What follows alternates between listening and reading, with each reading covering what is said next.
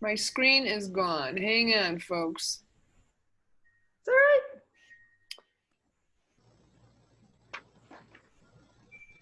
Oh, look at that. It went away. Hang on, hang on. Everybody can be thinking about the question I threw out there about ways that you get daily writing practice into your classrooms. So we can share that. So while we're waiting for Donna to get the screen on, just think about that thought. Like, as a classroom teacher, how do you try to get them to write every single day? Okay, so did we see this? Now,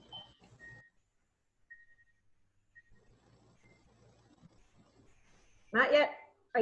Did you share it with us?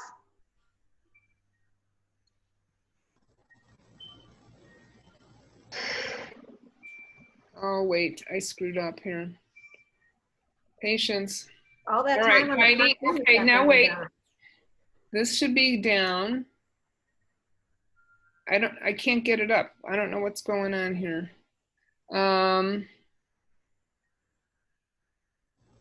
Why is it not coming up? Your Google document? Yeah, I had it and then it goes away. All right, that goes down. This goes up. No, that doesn't go up. Let me think here.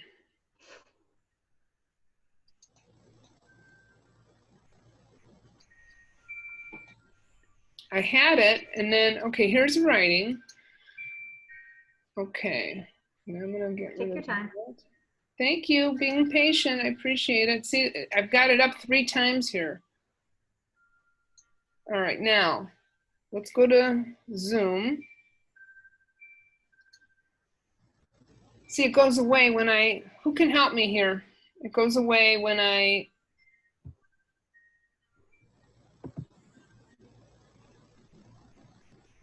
so basically you have it up on your. Oh, here we go, here we go. This might be it. There. Woo! All right, now, what do I do? All right. Are we good? Okay, but now make sure you go to the presentation mode right now, because right now, yep. Present mode. Yeah. I will. Right there. All right, here we go. Screen sharing. We're good, right? Yay, you did it. Okay. Now, I don't have any access to people, so I don't know how that goes. That's okay. You don't have to worry about it. They're there on the side. Okay. What about chat? Here we go. I got it. I'll keep an eye on the chat. So if anybody has any questions, put in the chat. Okay. I'll put it. I'll keep an eye in the chat, Donna. Okay, I got it. All right, here we go. Ready? Yep.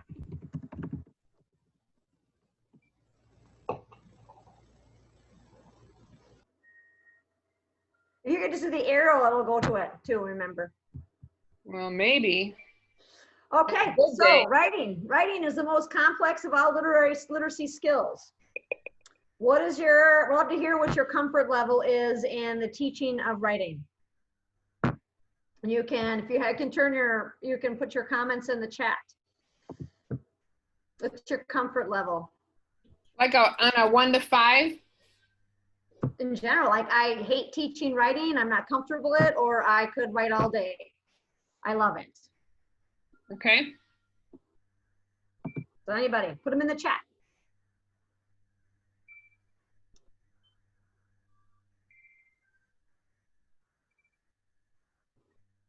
So we have, it's hard to know where to start to teach writing. There's so much to it. We have 2, is it 2 on a 1 to 5 scale, Donna? Yes. Okay, I'm not comfortable teaching writing. Components, bringing them together is a challenge. 3 depends on the grade. I'm more comfortable with younger kids. Not confident with high schoolers. Mm-hmm. Sounds about right. Yeah, I've noticed, like, in my days in the elementary school, when I was in grades 3 and 5, I noticed many teachers pretty uncomfortable with teaching writing. Some have used Lucy Calkins.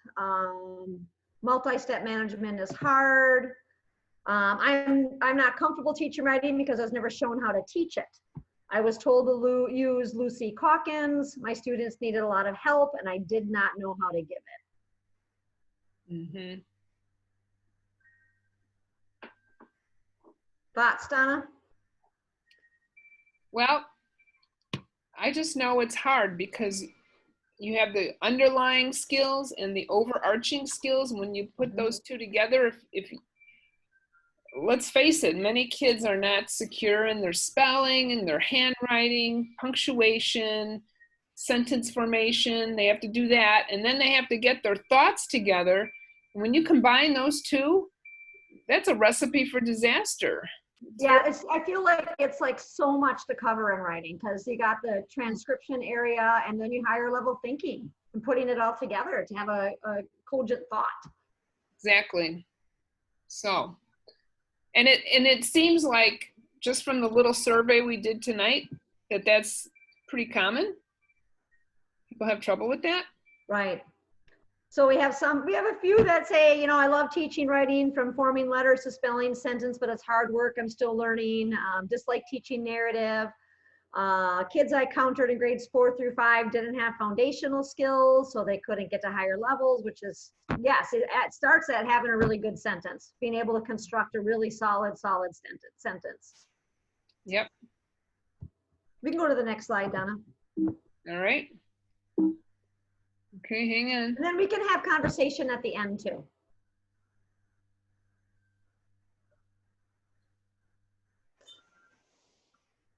Okay, where the rubber meets the road.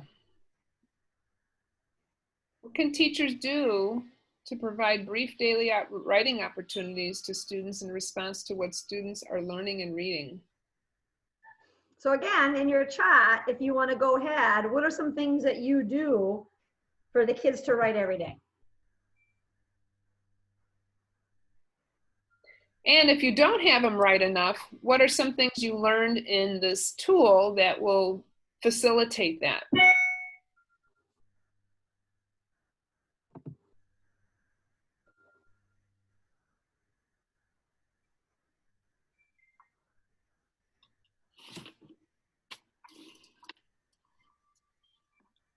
Dictated sentences. One person put in. That's a good one.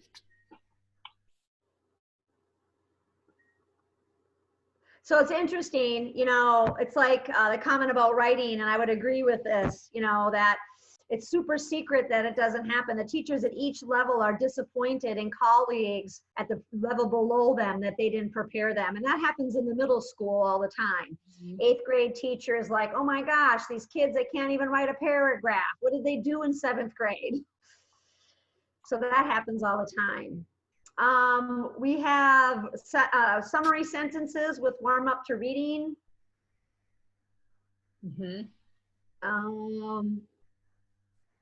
Learn to use writing as a way to make connection to reading comprehension. Start small. Responding to reading. Students have a purpose, they're most likely to write.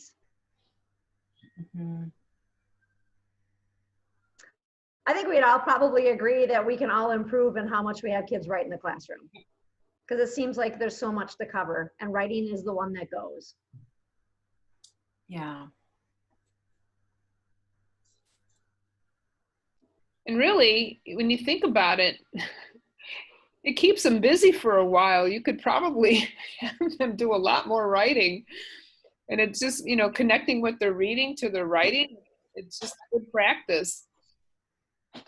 We don't do enough of it. When she talked about the See, Think, Wonder activity, you could easily turn that into a writing activity. I just saw, I have to share with everyone, I finished Tool 10 today. Woohoo! Okay, so she talked about, they had some discussion about infusing more writing in your practice. And then she was, if you do the See, Think, Wonder, instead of making it an oral experience, writing. So it's one thing to do. Are we good? Yep. Okay. Okay. So I noticed in the chat that some people had a chance to explore the writing revolution. And some people have different levels of knowledge on that. I mean, I had the luxury during COVID when I was home to step in on some of their free webinars. And when we talked about writing and writing skills as it progresses from writing a really good sentence to writing a really good paragraph to writing a really good essay, it comes with starting with writing a really good sentence. So they did this activity. It's called the Kernel Sentence. And go ahead and chime in the chat. And Donna, you can keep an eye on that if somebody here has maybe watched this activity. So it starts with a kernel sentence. And here's a picture of Titanic. And basically the kernel sentence has your noun and your verb. It's your simple sentence, it sank. Complete thought, it sank. And so what you can do with your students, if you have a picture in front of them and you have it sank, you can work with them modeling, teaching explicitly how to expand this sentence. So you'd ask your students, well, when did it sink? And they would look at whatever notes they had in front of them and they go, oh, on April 14th, 1912. Okay, who sank? Well, it already says it. The pronoun already says it, but what is it representing? What is the noun? The Titanic. Okay, and then what happened? It sank. Now, if you really wanted to work with kids, you could look at that verb and say, well, what exactly happened? Yes, it sank. Can we think of another verb that might help us make that stronger? You could, but they kept that. Where did it sink? Well, it sank in the North Atlantic Ocean. Why did it sink? It hit an iceberg. So you really pretty much break down that kernel into who, what, where, when, and why. And then what I liked about what they do is they try to work kids on having more of a complex sentence structure. We went over 5 miles. Hey, DBG cam. Oh, that's Melissa. Whoa, Donna. I don't know. I think. Is this orange chicken? Is this all orange chicken? Yes. Ellie, you're not muted. Is that Melissa? For dinner and then one something.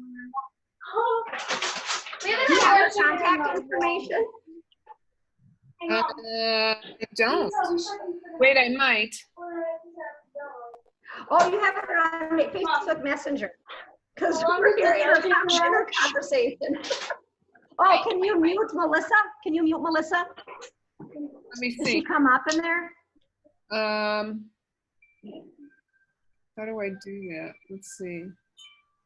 Oh, mute Kelly's iPhone. I think we're good now. No? Somebody's got some phone back there. Group chat. I don't see the. It's gonna take. Okay, so does anybody have their background knowledge information in there? Hang on, let me see. Unmute.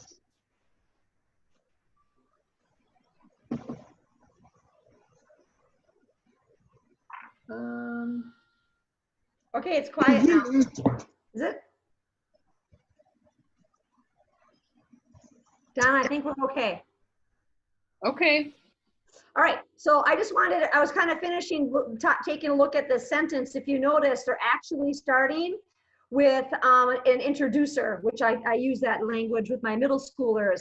So you're starting actually with your date rather than starting with your noun. So you're working with kids to have more of a complex sentence structure rather than saying that Titanic sank in the North Atlantic Ocean, because you start with the actual date and you're working with kids and having a more complex sentence and working with that, a positive at the beginning. So Donna, if you want to click to the link, Writing Revolution.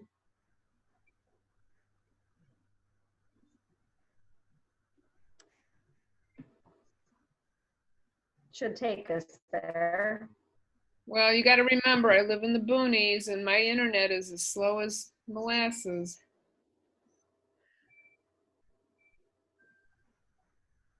we're just lucky we have it. So you can actually sign up for the Writing Revolution for free. And they have a lot of PDFs that you can use with your students. And this is the kind of the site that I wanted to show you. I would highly recommend it. They have some webinars as well. I have not read the book. I know, Donna, you have it. I just watched their webinars, thought it'd be really good stuff if I were in the classroom working with students and building sentences. Just really good sentence. I know the training is super expensive. It's $1,000 a person. Yep. A lot. We might have offered you some alternatives to that. Right, we got some other ideas. Donna, you can close that screen then. And then we'll go back to, there's another link I gave too, but we don't have to open that one. We can go on to the next slide. I just wanted to show them that. Okay. Okay. Now this was your idea. This is yours. Yep. So I heard about this program through Mary Newton, who is a CALT certified. She was the director of the Children's Dyslexia Center in Madison, and she infused this into her practice with writing in her her lessons with her dyslexic students. And so she would start off with just the noun and the verb, and this kind of aligns with what you were saying, Jeannie. It's saying, that's your pronoun and your verb, and then you expand on it. And what kids really like about this is that they can actually touch it, feel it, expand on it, see the sentence getting bigger. It gets into word parts, nouns, verbs, that sort of thing. Does anyone want to see this? It's not. Why not? Let's go to it. Yeah, you can link it.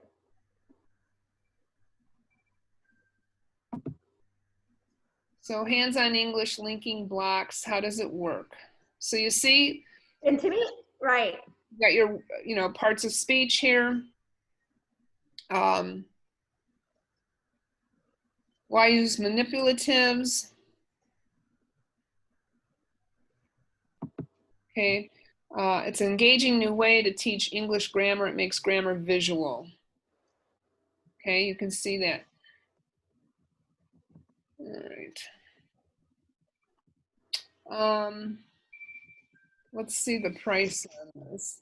They have a blog, Dyslexia Basics. Oh, this is from IDA.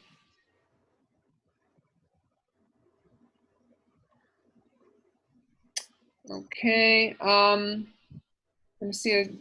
I think that sounds like, for some kids, having those manipulatives of the parts of speech of a sentence would be really a great experience for them. I think, I used to have a program like this that was real similar. You took cards. This is back in the 90s, long time ago. And you took cards out, and then the kids would build a sentence. It was great. They liked it. The dog will not bark. Finally, see how the prepositional phrase acts like an adverb. Also, students will learn helping verbs at the start of a sentence transform in an interrogative sentence. I can totally see this working with kids. Okay. Anybody want to see how much it costs? Let's see here. Sure.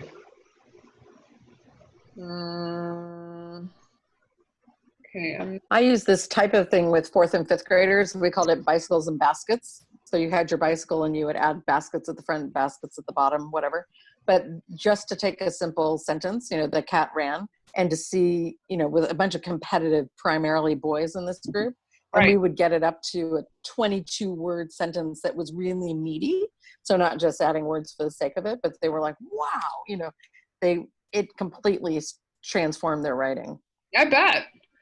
So the team, it was as if they said, oh, that's the goal. Oh, more? Okay. And then get that sentence to build on another sentence and then have a solid paragraph. And that's why I like the writing revolution systematic approach, because it gets them to write a good sentence, then a good paragraph. And that's it. Go ahead, Donna. So we got $181 here. But I want you to keep this in mind because I'm pretty sure William Vancleave has some equivalent products, and I don't think they're as expensive. So This is our next slide, Donna. yeah, so just something to think about. I'm gonna go here, and then I go here. All right. So William Vancleave is really a language specialist. He does lots and lots of work on writing. If you've ever heard him, he's really entertaining, brilliant. This guy is really sharp. He does a wonderful job. I've seen him present once, and you just are totally engaged, and he gets you to understand what you're teaching. So, especially with with writing, that's his expertise.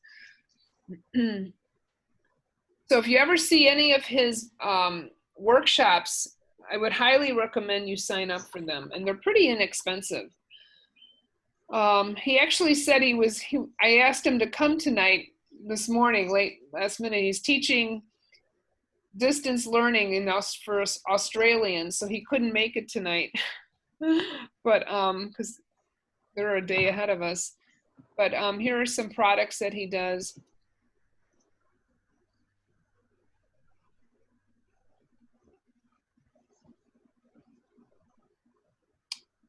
This is cool. 50 story starters. That's fun.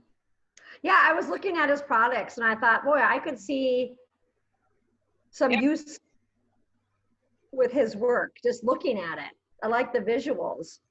Okay, so the writing tutor packet is $175. It's not cheap, but you can see he has the cards that you build into sentences, same sort of situation. Well, I love the idea that he has dry erase sentence strips. Yeah, right? Yeah, he's got some really good products. And so you can just build a sentence there. I don't think anything is built on grade levels, is it, Donna? So No. It's just kind of general products for any grade level. Any grade I level. could use it with my middle schoolers if that's where they needed their work with the sentence. Good sentence. And they do. He's often at IDA conferences. He's pretty much does the circuit of all the conferences. Of course, we're not doing that anymore, but when we do get out of this craziness, that would be, he'd be worth seeing. Donna, he's put together some short intensive classes that, again, the price point is pretty darn reasonable. If you think about the fact that going to see him at a conference is probably a $250 day. Right. And then he's doing these multi, I don't know if it's more hours or less hours, but I think the price point is that or lower. I would say that if you're really interested in learning better techniques about writing, take a look on his website and see what trainings he's offering that are coming up. Or I think he has a blog. You could probably sign up for that, but I think it'd be worth it to put him in your list of people that you want to see and learn from. All right. One of the things that Dr. Deb talked about, and I know as a classroom teacher, is how difficult it is for kids to formulate a complete, concise, objective summary. And as she says, writing summaries is one of the most difficult academic tasks for students to learn because it requires many language skills, both lower and overarching. And pretty much the Common Core State Standards, everyone at any grade level should be writing a summary. This is a 7th grade Common Core State Standard. And so we spend some time having the kids, one way they try to write every day or they write once a week is they're writing a summary of the narrative text that they've read. So Donna, you can go to the next slide. So some people might have heard of this strategy. Oh, yeah, that's it. I thought I was gonna, maybe there's another slide. Anyways, I don't know what happened with that slide. I thought I had another slide, Donna, there. No, that's okay. I don't see it. Go back to the rope. That's okay. Go back to the summary real quick and I'll just talk about it. The summary? Oh.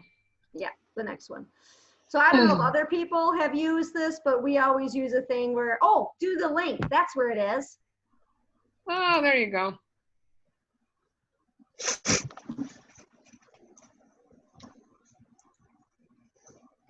I think. Yep, there it is. So if you're reading a narrative text, we use a strategy, somebody wanted, but so then. And it basically is a close or sentence starters. So the somebody is the main character, the wanted is the conflict, but would be your rising action, but so then. So if you scroll down a little bit, you can see the diagram. I don't know if you've ever used this strategy with your kids, 4-column chart, but it really works with our middle schoolers, and then they get to expand upon it. I think I put this link in there because I liked all the examples on how you could break it down into finite parts. And here's your chart. And they could use a chart like Dr. Deb used, a lot of charts, and then they go ahead and they write their paragraph. That's very clever. Nice. Yep.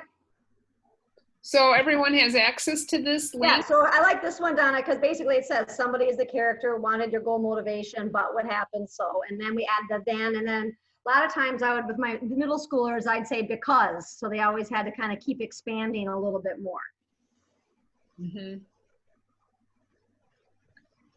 So there's the then what happened. Have you ever seen this demonstrated? Other than yourself using it? No. But you know what, Jeannie? I think this would be a great little webinar or workshop you could put on for people. Yeah. Because I think this would be cool to see how this is implemented. Doesn't everyone agree? I mean, it's fantastic as far as a graphic organizer to get kids to be able to wrap themselves around about the essential parts of a narrative text, because that's really what you want kids to be able to do. The main character, the conflict, the rising action, the falling action, and the resolution. And then in seventh grade classroom, we would dig a little deeper about how that relates to theme.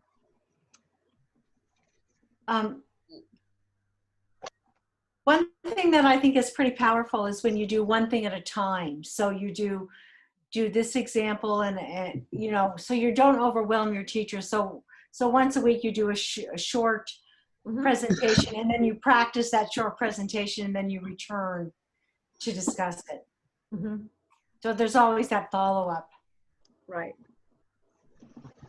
All right. Good. Let's see if anybody has any questions in the chat, Donna, then we can go on. All right. I think you could use that also as a graphic organizer for their own narratives. Correct. That would be a great way to get them started on a simple narrative. Correct.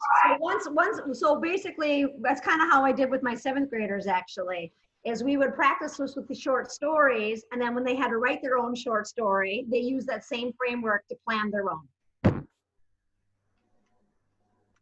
Okay, so we have comments. I love the videos of people teaching.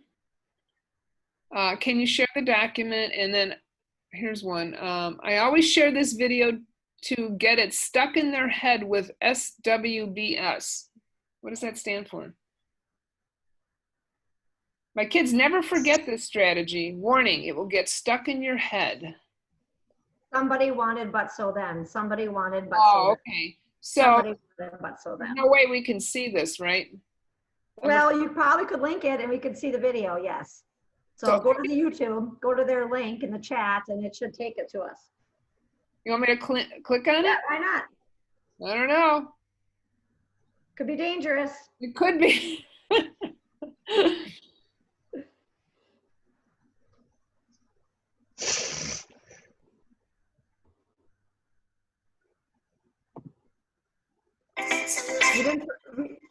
We didn't preview it, Donna, so it could be dangerous.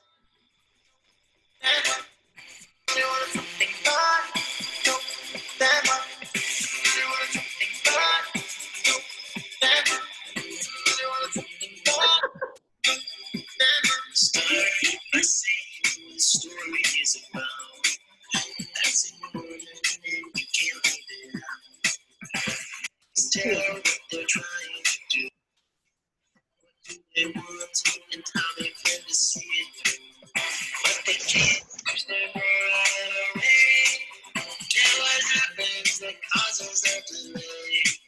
So how do they get what they need? Then what do they do after they succeed?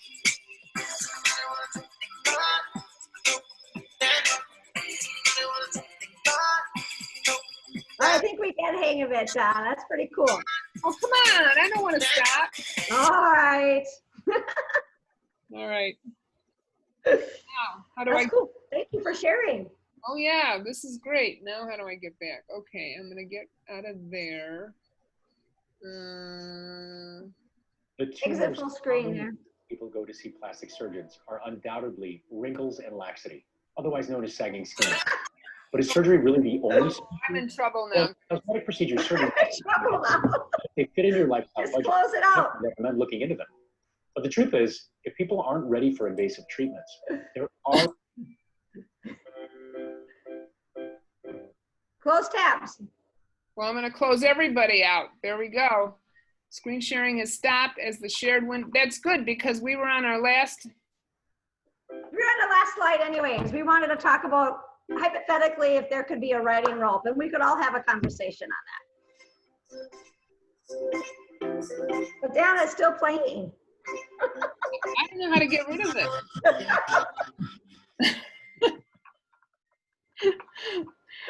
This is our little comedy show today.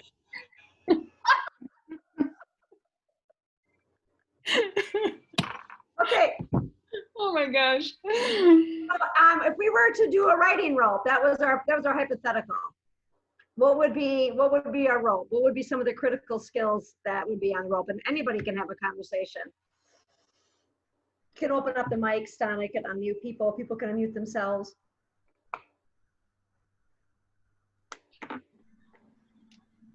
But now you're muted, Donna.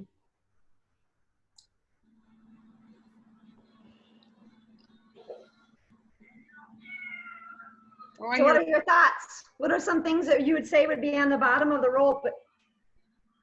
Those lower transcription skills are on the bottom of the rope. And I know that Joan Sedata has a really good one. That kind of, and a good summary for that as well.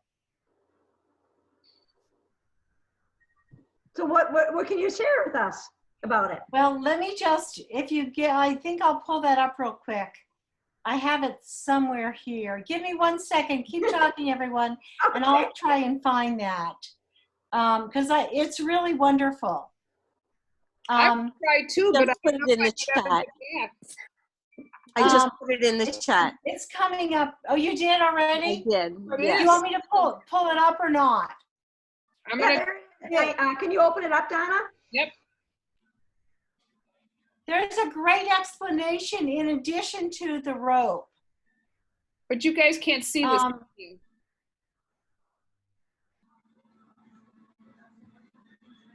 She talks about the strands that are woven into skill reading, your overarching skills, and then she talks it. I can read them to you real quickly if you'd like to hear the 5. Yeah, why don't you go ahead? The first one is critical thinking, where you generate ideas and gather information. That's all that writing process of organizing, drafting, writing, and revising. Then the second element is syntax, which involves the grammar, sentence elaboration, and punctuation. The third one is text structure, which is all the narrative information and opinion structures, the structure of a paragraph, our patterns of organization, including description, sequence, cause and effect, compare and contrast, and then linking and transition words. The fourth strand is a writing craft or our word choice, awareness of task and our audience purpose, and literacy devices. And the last one is our transcription, our spelling, our handwriting, and our keyboarding. So it's a little bit, there's only 5 strands versus what is Scarborough's 8. And it's very reciprocal to Scarborough's reading rope. Oh, thank you for sharing that. I think it's a good. It's on the IDA site. That's where this link went. Yeah, and it's also under Joan. I have it under Joan Seda's Keys to Literacy site. Right. And I think when we think about that critical thinking and really think about that, as a lot of executive functioning skills are there. That's important to remember.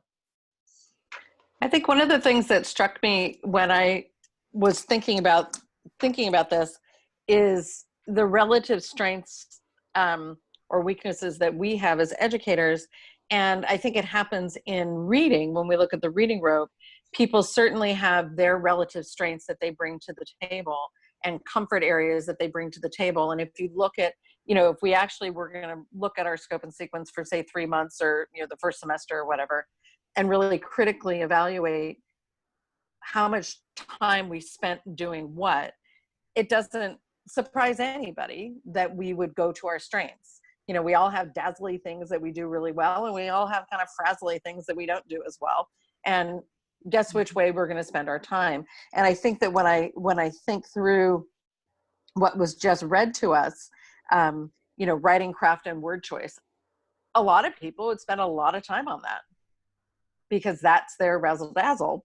But if you're doing that without setting a foundation for things, where's that going to land? Or anyway, so I just really, I think as educators, part of training, thinking about how to bring folks along in this is just acknowledging that we haven't had good training and coaching around this, that we have gaps and we need to fill them, and we really need to evaluate our practice. And I'm not trained in Lucy Calkins. I think I'd be really interested to know from anybody here who is, what the Teachers College approach does well around this, because it's not inherently evil entirely. I think it's particularly problematic when you use it with kids who have no foundational skills. But if kids can actually read and write and they get, a really skilled teacher doing units of study, I think there can be some brilliance there. I don't believe that it's very explicit and systematic as far as what we saw with the writing revolution, as far as teaching kids how to write a sentence well. The workshop model is more inquiry based in my experience. Now, I don't know, I'd love to hear what other people have to say about it. Right, so that's a gap. So that would be a gap that it has, right? So is anybody here, Lucy, trained? When I worked in the Title I school in Charleston, we were it was in Charleston. I was given this set of Lucy Calkins book with no training whatsoever. And I was expected to have my students who had no, it was hard for me reading through these books, and they needed a lot of help with the decoding and, learning how to write sentences. A lot of Hispanic and African American children in my class, and being given Lucy Calkins just absolutely made no sense for us at all. Right. That was my experience with it. So, if I would have had training, it would have been different. But unfortunately, I hear too often that that's how Lucy is rolled out, is that you're given the Lucy materials to read. And personally, I received them and was like, they're so dense that if you're not somebody who learns well through reading dense material, it's going to be a loss for you. If you're somebody who needs maybe a video or a really interactive seminar or something in order to do it, then just being handed her books in 8-point font is probably not going to meet your need. I think okay, go ahead, Diane. I just think one important thing is to remember, Deb always says, keep those lower transcription skills tight. And if we don't really concentrate on that, it's like developing fluency with decoding. We don't develop fluency with this encoding piece, and they're not able to do dictation at the letter and the word and the phrase and the sentence level, then we're really they're never going to be fluent writers.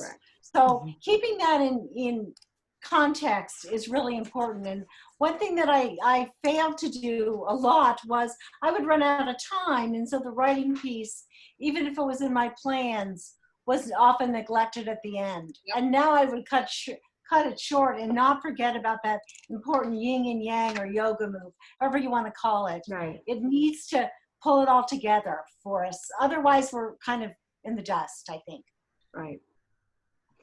I mean, I was curious, in the tool, Dr. Deb gave us a lot of great writing strategies. Was there one that you learned about that you thought I could implement that in this situation in my classroom? I think jot was really good. Just 1, 2, or 3 words. Yep. Mhm. I like that a lot. So I went to I've been to New York and with Lucy Calkins, and I went through the National Writing Project. So I'm coming at a different lens, and I think I've heard Tim Shanahan speak about how the writing workshop model isn't as against the writing workshop model as he is against the reading workshop model. Mhm. But the thing that I am really picking up on this is that, and I really want to read Natalie Wexler's next, like her Writing Revolution book, but that a lot of the building background knowledge has to come from a curriculum, and that like supports good writing. And I heard her speak on a webinar saying that like you have to have a lot of background knowledge about a topic to be able to write longer about it. And I think the problem with writing workshop is that you're starting, I mean, we have sometimes kids do inquiry research on a topic, but a lot of times they don't have that background knowledge to write longer, where I think this kind of writing is, and I felt like Deb's work was also, it was grounded in a lot of information and building schema and building vocabulary so that they take that and then make it their own. Mm-hmm. And have something to work with. Because a lot of times, like when I have my kids write, they don't have anything to write. You know, they can write, but they don't. Right. They don't have the background of the content to feel like they can produce that language. There's Exactly. no depth. They don't have the vocabulary. They don't have, that's the big part too. Well, I think a reader's workshop and a writer's workshop is kids that don't come to school with a strong language are at a direct disadvantage right from the get-go. And yet it's supposed to be, they're supposed to love reading and love writing. But if they don't have anything to put into that, you know, their little worlds are empty. And so they don't get the enjoyment like everyone else has. If they come and they're rich in language and they can talk about it and rich in experiences, well, they're good to go. But you got these little ones who are coming to school and all they know is the little house that they grew up in or the apartment. What can they bring to the table? Right. Right. And that's why I go back to like the writing revolution, where it's like this, just start with a kernel sentence or write in response to your reading. Right. I was going to add to that, Donna, too. I think so often with our younger kids, we just assume that they can even speak a complex sentence, let alone write it. Yeah, that's true. So I really, really liked how she put them in the 3 groups, and they would say, you know, the topic and then the verb and then finish the sentence. And then everyone would repeat that. That's just awesome, especially for working with the kindergarten students, you know, in intervention and stuff, just to get them to be able to speak it, because they have to be able to speak it before they can write it.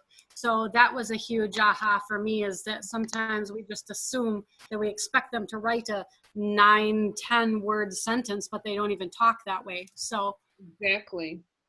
I know that was a big aha for me too. I mean, just the whole language, understanding that language and reading are so highly connected.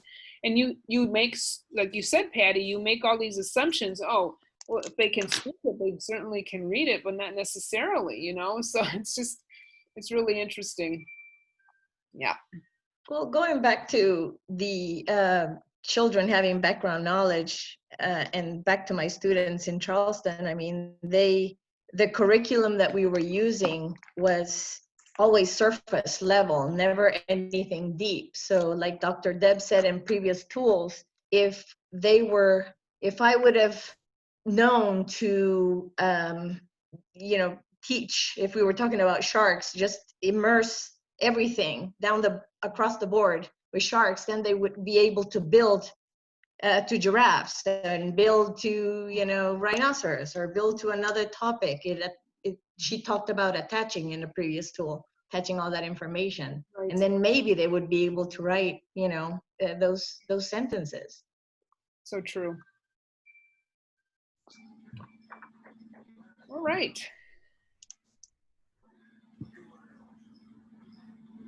Anything else, Jeannie?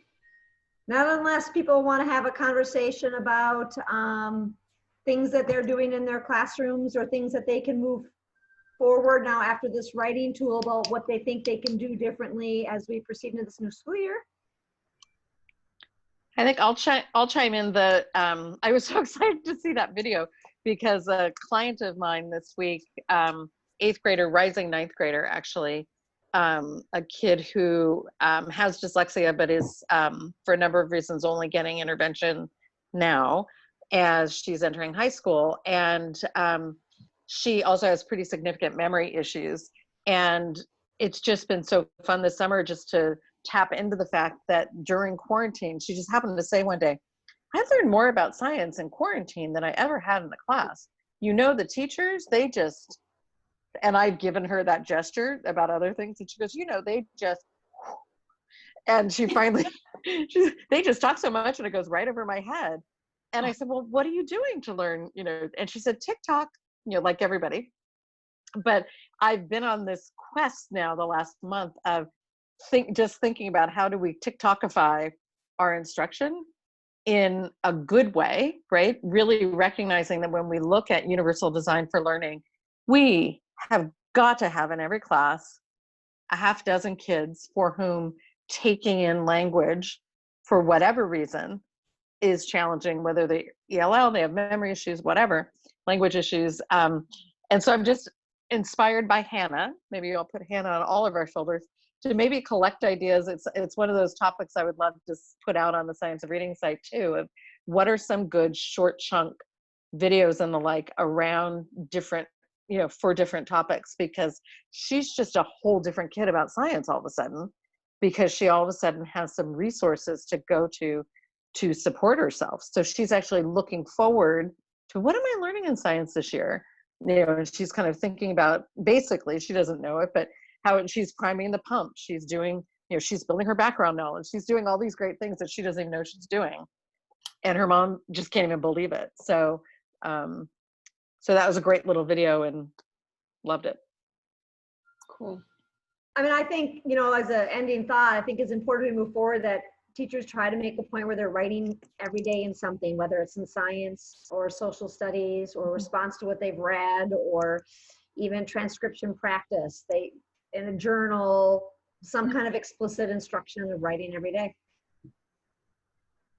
I don't know if any of you have noticed this, but with your own writing, my writing since working with Deb on the linking, using the barrel of monkeys, when I write myself now, I take notice if I'm really not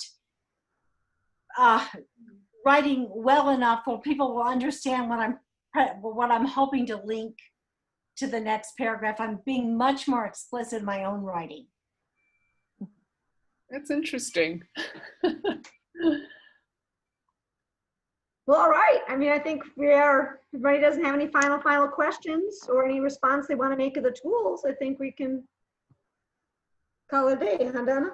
I think so. Everyone doing well, I hope. And then we're almost done. Yeah, we're almost done. Our big finish is right around the corner. Yep. So Read aloud collaboration, and then Dr. Deb will be here. So that's awesome. all right, folks. Thank you again for showing up. Bye. Don't forget to stop recording and save the chat. Thank you. All right. Bye-bye. Thanks.